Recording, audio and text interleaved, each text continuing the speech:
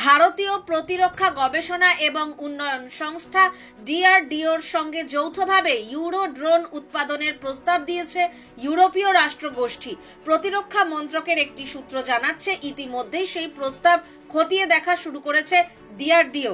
Germany, France, Italy এবং স্পেনের যৌথ উদ্যোগ অর্গানাইজেশন ফর জয়েন্ট আর্মামেন্ট কর্পোরেশনের নির্মিত এই ড্রোনটির পেলোড ক্ষমতা 2300 কেজি।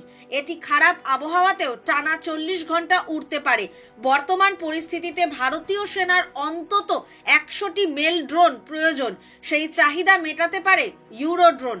অপারেশন সিঁদুর বুঝিয়ে দিয়েছে, ভবিষ্যতের যুদ্ধ পরিস্থিতিতে নির্ণায়ক হয়ে উঠতে পারে ড্রোনের ভূমিকা।